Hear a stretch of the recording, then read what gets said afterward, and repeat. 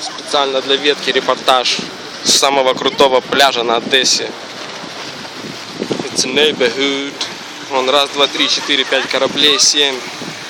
Мы находимся на самом крутом пляже в Одессе.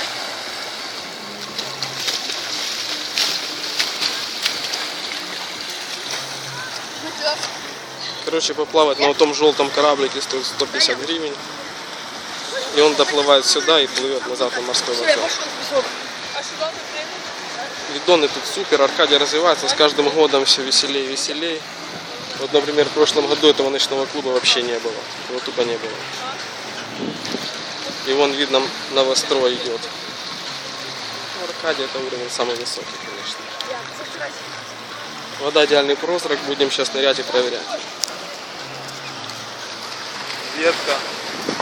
Ветка формат, ветка. Все. Ветка. Давай.